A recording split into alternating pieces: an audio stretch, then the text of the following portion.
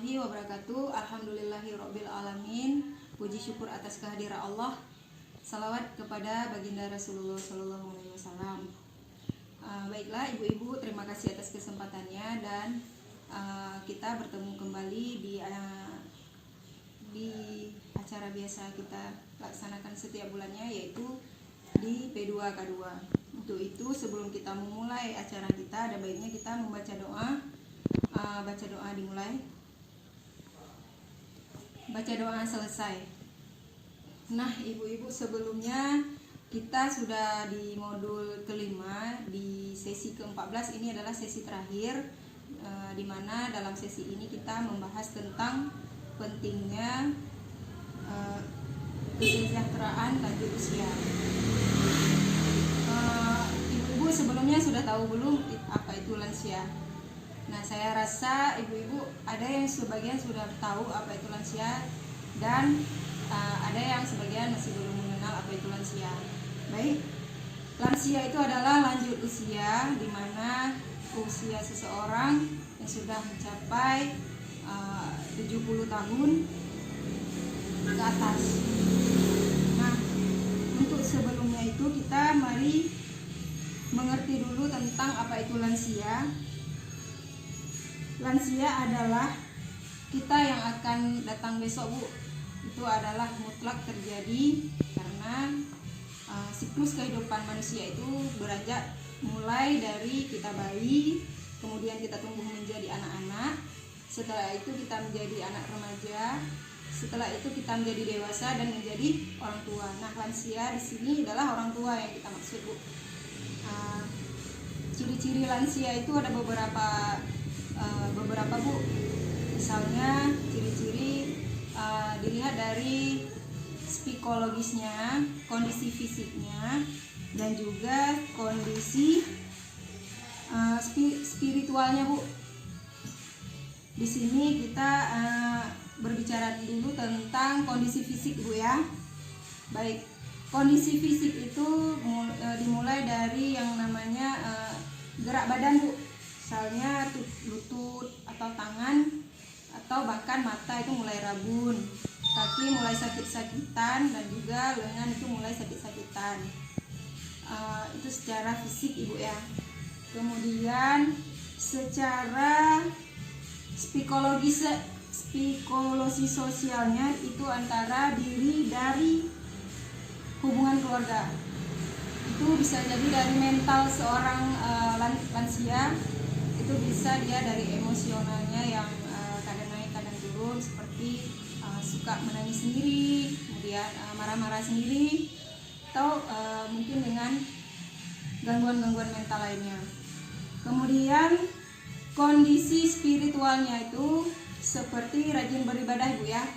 Jadi kebanyakan lansia itu lebih banyak beribadah, yang biasanya sehari semalam itu sholat 5 waktu. Kalau kita yang umat Islam, bahkan itu bisa ditambah dengan sholat sunat lainnya. Kemudian dia lebih rajin beribadah ke masjid, kemudian dia lebih rajin bersedekah. Mungkin itu salah satu kondisi spiritual si lansia, ya. Kemudian upaya peningkatan kualitas kesejahteraan lansia. Peningkatan kualitas kesejahteraan lansia ini itu bisa kita dapatkan dengan cara yang paling higienis, Bu, ya. Yang paling mudah dilakukan adalah dengan cara berjalan-jalan pagi, Bu. Setelah bangun tidur, itu masih pagi-pagi sekali, subuh, itu bisa dengan jalan-jalan pagi, bisa untuk menghirup udara-udara segar pada saat pagi itu, Bu, ya. Kemudian itu sebulan sekali kita juga dari pemerintah mengadakan yang namanya senam sehat untuk lansia. 1 bulan sekali itu diadakan di posyandu di kampung atau di puskesmas wilayah kita masing-masing. Jadi dalam posyandu itu kita bisa bersenam dengan gerakan-gerakan yang mudah diikuti, Bu. Kalau lansia itu cuma biasanya gerakan-gerakan bertepuk-tepuk di tangannya itu 1-8 kali hitungan, atau bisa dengan meremas-remas jarinya, itu juga salah satu senam sehat yang yang dilakukan oleh lansia gunanya untuk peningkatan kesejahteraan lansia. Nah, dari sini Bu, yang bisa kita simpulkan adalah lansia itu adalah potret kita yang akan datang.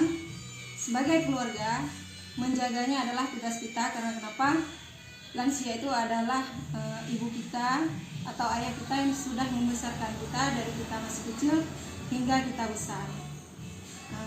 Maka kita perlu memberikan kasih sayang, perhatian, mendengarkan kisah masa lalunya, mendengarkan kisah-kisah masa lalunya, ataupun sering-sering bercengkrama dengan lansia atau orang tua kita sendiri.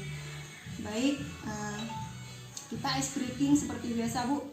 Kita ada ice breaking tepuk sehat untuk lansia Bu ya. Caranya adalah tepuk lansia, senam sehat, mendengarkan curhat, rajin beribadah, sejahtera. Nah, seperti itu Bu ya ice breakingnya. Dan saya harap kepada ibu-ibu KPM semuanya untuk dapat menerapkannya di rumah atau mempraktekannya di rumah. Bagi ibu yang masih punya orang tua, tolong disayangi dengan tulus hati. Itu aja harapan dari saya sebagai pendamping. Mungkin ada penutupan yang akan disampaikan oleh pendamping lainnya. Saya akhiri, wabillahi taufik wal hidayah. Wassalamualaikum warahmatullahi wabarakatuh.